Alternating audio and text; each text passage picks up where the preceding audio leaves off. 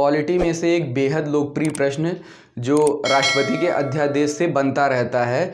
तो बहुत बार ऐसा हमने प्रश्न देखा होगा, वन लाइनर तरीके का ही बन जाता है कि राष्ट्रपति को अध्यादेश जारी करने की शक्ति किस अनुच्छेद में है। तो अनुच्छेद नंबर 123 के तहत राष्ट्रपति को अध्यादेश जारी करने की शक्ति है। अब ये क्यों आता है, क्या कारण होते हैं, क्या प्रभाव होते हैं, इन्हीं सभी के बारे में हम लोग आज इस टॉपिक पर बात करेंगे। तो आप लोग वीडियो में अंत तक जुड़े रहें तो आपको एक बेहतर टॉपिक की समझ तुरंत हो जाएगी। और क्वेश्चन तो आते ही आते रहते हैं, एक नागरिक होने के नाते इसको हम लोग को जरूर जानना चाहिए। तो शुरुआत करते हैं इस टॉपिक की कि राष्ट्रपति का अध्यादेश जारी करने का शक्ति। अब अगर हम सोचें कि अपने देश में कानून कौन बनाता है, कानून बनाती है संसद। अब कोई ऐसा समय हो जिस समय दोनों संसद के दोनों सदन, लोकसभा और राज्यसभा, इनमें से कोई भी सदन सत्र में न हो, यानी कि जो कार्रवाई चल रही है उनमें कोई, दोनों में से कोई भी सदन सत्र में नहीं है, और इसी समय ऐसी परिस्थिति बन जाए कि हमको उस, कोई भी ऐसी विषम परिस्थिति बन जाए जिस पर हमको उस कानून की आवश्यकता हो। और कानून अपने देश में बनाता कौन है, तो संसद बनाते हैं, और संसद के सदन जो है सत्र में नहीं है।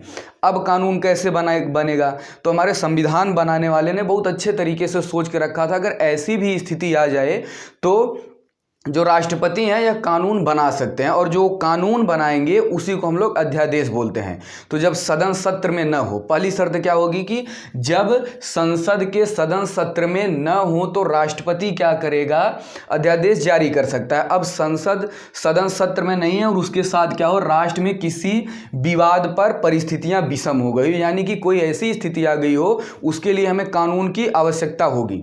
जैसे एक उदाहरण समझा जाए कि कोरोना के काल में डॉक्टर लोगों को वैक्सीन लगाने का परमिशन कर दिया, लेकिन बहुत जगह ऐसे उपद्रवी थे जहां पर डॉक्टर जाते थे और लोग उनको मारते पीटते थे। तो ऐसे समय में अगर कोई कानून बनाना हो जाए तो सदन में कैसे बनेगा। तो या कोई ऐसा स्थिति आ जाए जहां पर अब तो कोरोना में डर से कोई जा नहीं रहा है सदन में, तो इस स्थिति में राष्ट्रपति क्या है, अध्यादेश के माध्यम से कानून बना सकता है। और जब वो राष्ट्रपति कानून बनाएगा तो क्या है, वो पूरा जैसे कि कानून होते हैं, अधिनियम होते हैं, विधि होते हैं, उतनी ही शक्ति रखेगा। ऐसा नहीं कि राष्ट्रपति का अध्यादेश है तो उसको कमजोर माना जाएगा कि संसद से नहीं आया है तो हम लोग क्यों राष्ट्रपति को या उसको विधि की तरह माने, तो वह भी पूरी विधि की भांति ही शक्ति रखेगा।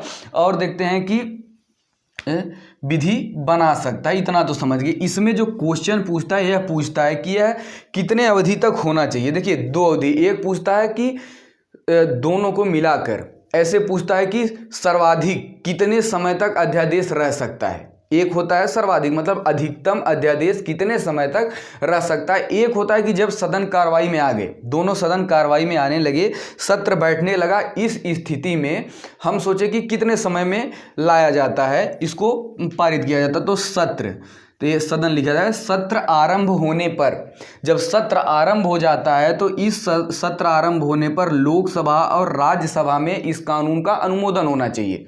अब यहाँ पर आए और यहाँ पर आए और इन दोनों में मिलाकर 6 सप्ताह में ही ये पारित हो जाएगा। तो क्या मान लिया जाएगा कि जो अध्यादेश था अब संसद से पारित हो गया, और संसद से पारित हो गया तो पूरी तरह से अधिनियम बनकर लग जाएगा, देश में कानून का काम करता रहेगा।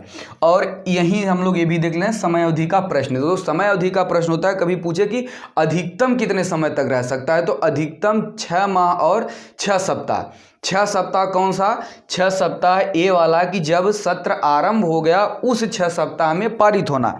दूसरा हम लोग समझ सकते हैं कि एक सत्र से दूसरे सत्र के मध्य का जो समय होता है उसको बोलते हैं कि अधिकतम 6 महीने के भीतर बैठक हो जानी चाहिए।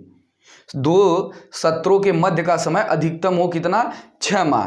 तो ऐसे में अगर दोनों को जोड़ दिया जाए कि 6 माह में तो बैठक में ही आए, और इस बैठक के बाद अगर जोड़ दिया जाए कि जब बैठक में आ गए तो फिर क्या है, 6 सप्ताह के भीतर इनको पारित ही करना है, तो अधिकतम समय अवधि कितनी बन जाएगी, 6 माह और 6 सप्ताह। और इसमें से कुछ प्रश्न बनते हैं, जैसे ये जो अध्यादेश है क्या मौलिक अधिकारों का हनन कर सकता है, तो मौलिक अधिकार का हनन नहीं कर सकता है। हाँ, राष्ट्रपति क्या है कि इस अध्यादेश को किसी भी समय वापस ले सकता है, तो हाँ राष्ट्रपति ये इस अध्यादेश को किसी भी समय वापस ले सकता है, और यह पूर्णतः अधिनियम के भांति ही शक्ति रखता है।